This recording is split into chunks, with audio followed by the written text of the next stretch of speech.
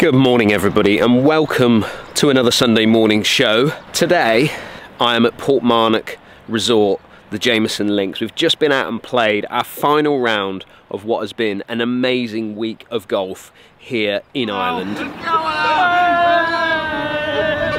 We started out on the west coast of Ireland.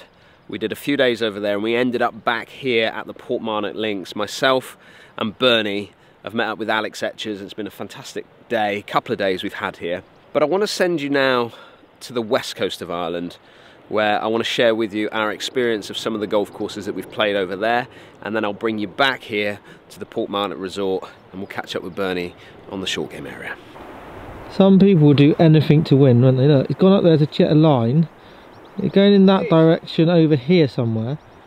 But look, he's up the top of there, look, mountaineering, just to try and beat me. I mean, how sad is that? Eh? Comment below, how sad is that?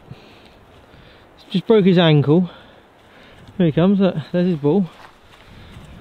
Alright. It's like coming out the moguls on skiing, isn't it? Just having a chat with your subscribers.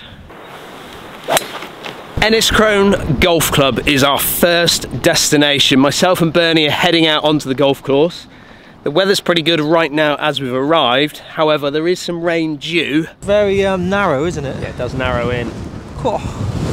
That's not going to hold up. That's on. We're going to go out on Bernie's channel for the first 9 holes, then we're going to head over to this channel and play, I think, a little bit of combat golf, where if you use the club, you use the club. However, we want to try and get as many holes as we possibly can done, so we may do a little bit of a fun and games with that. But I'm hoping to get a little bit of drone footage from the golf course here, because I haven't got my drone with me, because I want to share with you some of the most amazing views that I've ever experienced on a golf links. Enniscrone Golf Club. Let's see what you've got.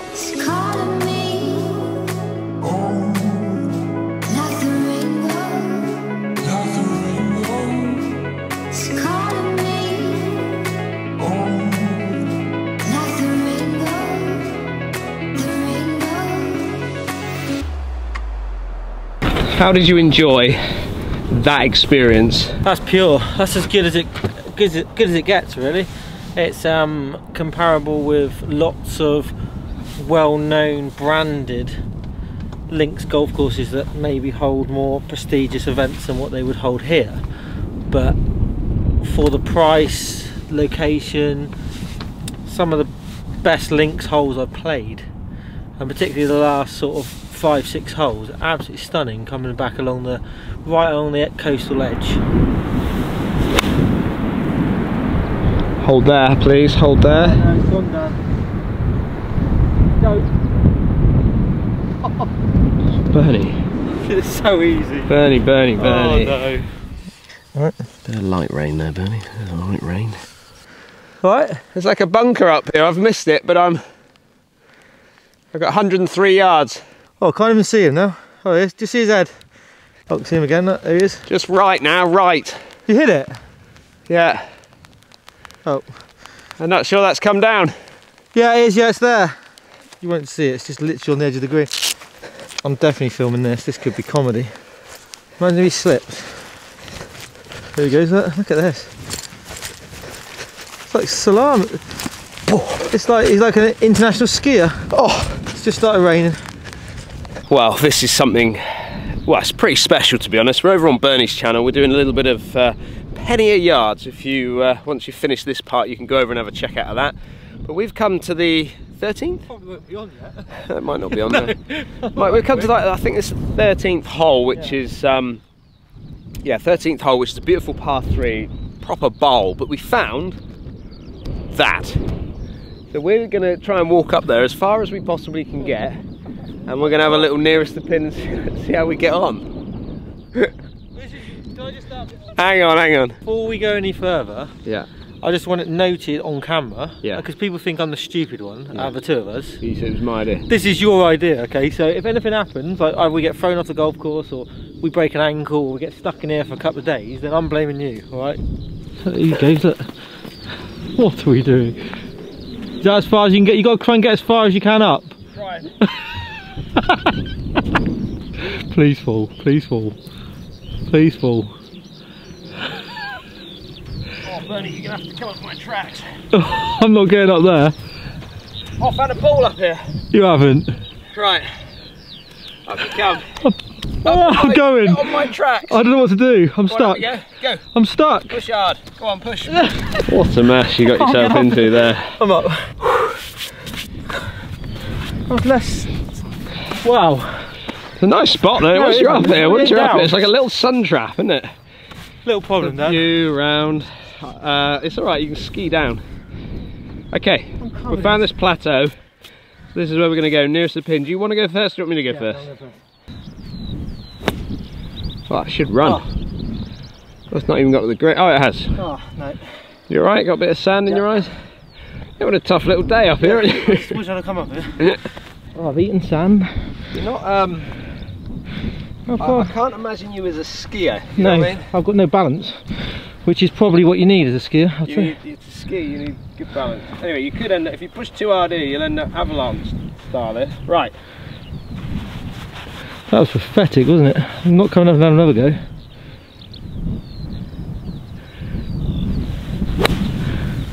Is that any good? Well, it should come off the backboard. There you go. Yeah, it is. Pretty good. It's not bad, is it? No, I'll take that. Straight down. Just be careful, alright? That's it. Down you go. That's it. Down you go. Oh, he's on knees. He's on his knees. Oh, lovely. Okay. Let's try it down. Whoa! Well, I think the best golf hole on the golf course is the original 17th of the Hackett course. I think that's just an incredibly difficult hole. Narrow fairway to hit. If you don't hit the fairway, you're down in a big gully, right or left. So you have to get that very, it's real precision driving. And then you have a most narrow entrance into a long, narrow green with again a huge fall off on the right and a bad big dune on the left. So it's a hole worthy, I would say, of any British Open. It's just, it's certainly our iconic here. The snake that we call the 8th Wild Atlantic Dunes, a par 5, you don't see it, you're up on top of it. For the average golfer, it's a drive, a 3-wood, maybe a 5-wood. Yeah. For the good golfer, it's a risk and reward shot, drive, and you can go across the mound, go across the high dune. If you get it wrong, you're gone. Get it right, you have a birdie. Fantastic hole. Again, the Paul McKinley hole, the 10th. Very similar to Duluth in the Royal Portrush, except our chasm is on the right, on the left-hand side. Theirs is on the right. 208 yards, par 3. You know, it can be anything from a 7-iron one day to a driver the next, depending on the wind factor. There's no real hole out there that you'd ever say is a bad hole. It's just, it's phenomenal. And we have to pinch ourselves so much here because so many come in and tell us just every hole is just outstanding. And, you know, they are, we're blessed. We're blessed. Well, we've had a fantastic day here at Carne Golf Links, and I can't thank you enough, not just meeting you and spending some time with you, but the hospitality that you and your staff have shared with us has been brilliant. So thank you for your time. Thank you, Dan, very much for coming back here again very soon. Yeah, you're very welcome, anytime.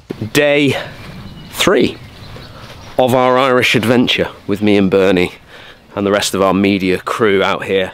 Views on golf courses are, I think, quite important, because if you're having a bit of a tough day and you're struggling on the golf course, then it's always nice to be able to at least take in the breathtaking views of any golf course when you're playing. I always think it just makes your day go a little bit easier if you are on a tough one. However, Westport has got that in the background. I need to get this right because I'm going to pronounce it wrong, and I know I'm going to pronounce it wrong.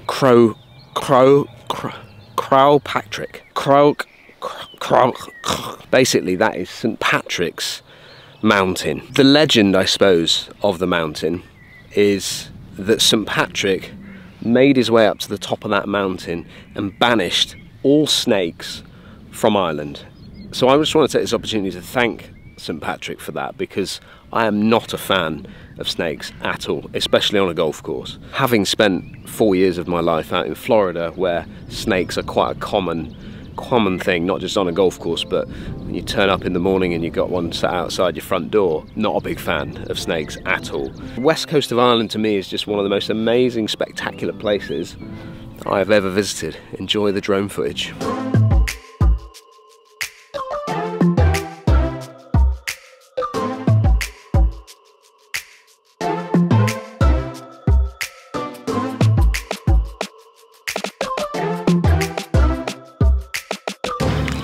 In 1811, Bernie, this tower was put in because there was a race course, and I'm trying to work out where the race course... I would think the race course kind of wrapped its way around the golf course here. And this was the tower that I would think the race course controller used to stand in and control the events. Would it be the starters? Would be the starter bit, wouldn't it? Huh? It would be the way the starter probably would be, because they normally are on the start line, and then they, well, start on the start line would make sense, and then they release the ribbon or the wire or the string. Do they do it like the NASCAR where they go, gentlemen, get on your horses? No, they take, the starter in horse racing takes control, and he basically is obeyed. And if he doesn't like the start, he will pull them all back, and it's pretty strict. Well, 1811 and it's still going strong. Great thing about any good golf course, and I mean you called it, you said it was the best halfway hut that you'd ever come across, was the one at Turnberry this week. Look at that little beauty. The great thing about this one now, I think that name is the best part about it, isn't it? Look at all the little barrels, but it actually, you can attack this halfway house from the back of 8, the back of 12, the back of 40. I mean, you could attack this 3 or 4 times if you wanted to. So around. We're going to be crawling down 18 is what you're saying? It could be, absolutely could be. Are we going for it? We want to get this, are we?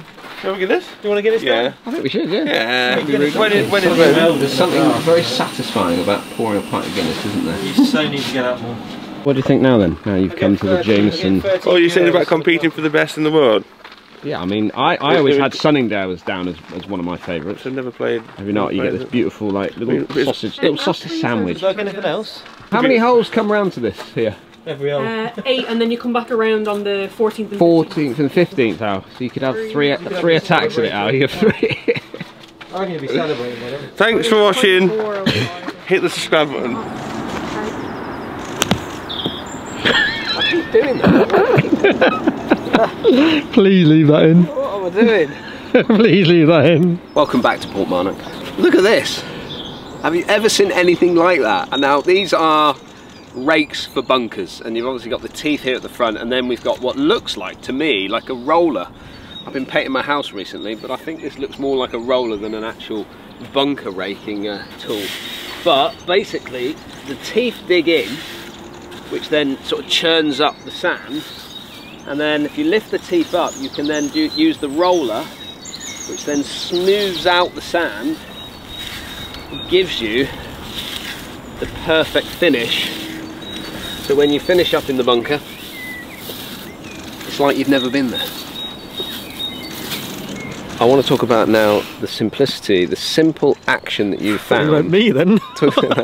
Your simple action that you've managed to find with your chipping action. Well, I don't want to say anything, but, and you'll see from the videos, forthcoming videos, I haven't duffed one chip. You found something that I want to share with everybody. I feel like I am. It's just, even if it's just a band-aid for a little while, and just it's a little plaster over something that's going to help you get through this, it's just worked. I've really enjoyed watching it, actually. It's nice to watch it with a little bit of confidence. It could completely disintegrate around me. Shortly. Yeah, shortly. It might even be on this video. So a simple shot, 58-degree wedge or 54-degree wedge. Just show us kind of what the action's been. Anybody who's seen your channel, I went through some really horrendous times, and I've tried stuff like, I used to chip cat-handed, which had mixed success. I then went back to your more traditional grip. I've even tried putting grips. I've tried all sorts. I've tried gripping tight with my left hand, loose with my right hand. I've tried doing it the other way around. I've literally tried everything. But I always felt that my right hand was affecting the strike and how I was playing the shot. So all I've done is I've just took my normal left hand grip on the club, and I've just literally gone in with a claw. If I do a normal chip shot, I tend to want to help in. It's just, I think it's helped rhythm more than anything. Yeah, well, let's just see let's see a shot that you've got here, because what's interesting is if you know, people say, oh, what on earth is he doing? But actually, if you take my brother as an example, he chips with a putting grip. Yeah. So he chips with his putting grip, even though it's more conventional, and he's got more of his hands on the club. But round, isn't it? It's just, ultimately, it's, you know, a chip is just, to me, sometimes a long putt. So I mean, I haven't done, I'll be honest, I put it in play a couple of events I've played in recently, and obviously this week, and I haven't really done the practice but I'm getting more confident to actually land it or pick a spot and land it, whereas before I was just like, let's just get this on the green and hope for the best. So I will just try and show you. Very tight lie as well. So nice. Very nice. not quite as quick as the green. Yeah, not bad though. That's up and down. But yeah, I'll give you that. The contact was decent. Yeah. It felt like you weren't jumping at it. No. Just not trying to help it. No. Not I'm going to yipping. actually try putting like that as well. I'm going to get a conventional putter and claw Give that as well. Give it a go. Hopefully that'll work. Yeah. But, yeah. So something I've been thinking about as well, and it was only Alex sort of mentioned it earlier. He's like, oh, remember that Rory shot that he played in the Ryder Cup? So Rory played this shot. He was dropped off down the bottom. It was in the singles. Oh no, was it in the singles? Might have been the four ball. He was playing with Matt Fitzpatrick. It was in the same group. And he played this shot that like came from down to up, and it landed, took a hop forward, and then jumped up right next to the flag. Yeah. And I was thinking about, well, how do you play that shot? And you've got to kind of strike it low in the face. You've got to get that launch a little bit lower. Gives you the opportunity to rise it up the face and then spin it from there, but you need lots of speed. I call it kind of like a dead arm shot. And what I mean by that is there's no real wrist action going into it. It's kind of locking your wrists into position, lock your elbows into your body, and then really turn hard through the shot, almost getting the sense of exiting a little bit left. When you watch Rory do it, or when he did it, you could see he finished very low with his left side here. So he felt like he exited very much on the left side. When enabled him to get the speed up. When you're playing the shot, is your handle in the same position as a normal traditional, or is a traditional pitch, or is it lower? It's actually just set. It's neutral. Okay. I'm not lowering the handle No. anyway. I'm just keeping it there, and then I just get the sense that I kind of turn through the shot hard, but keeping it all still nice and connected. It kind of comes out. Well, that was a bit duffy, but it comes out. It's pretty good. Yeah, good shot, good result. Good shot, yeah, good result. And if you get the strike absolutely spot on, that's where you can start to get your spin connection. But there you go, exit left, and then jab grabs up really nice and easy. So something for you to just try. Two techniques there. One from Bernie. So if you're someone that struggles maybe with the yips a little bit, or someone that gets a bit anxious over the ball, try something like what Bernie's talking about. Just breaks that neuro pathway, gives you an idea of something slightly different. Or if you want to get a bit more advanced and start to get a little bit more spin, focus on speed, strike location a little bit lower, connection, and then rip it through to your target. Well, I hope you enjoyed this week's Sunday morning show. Just a little bit of a fly on the wall experience of what we've been up to when we've been over here in Ireland. Fantastic for Lester to join me and come over here and experience it with me. Fantastic to catch up with Alex Etchers, finally get a round of golf with him over here in Ireland, and we'll be doing some more with Alex in the near future. Next week I'm going to be doing a little bit of psychology. So I have no idea how that's going to end up, or whether we're going to create it for a Sunday morning show, but I am excited to see how my psychology side of golf is actually going to go. So if you are new to the channel, hit that subscribe button. A big thank you to the Golf in Ireland Brigade that helped us put this all together. A big thank you to the Portmarnock Resort for hosting us, and I'll see you again next week.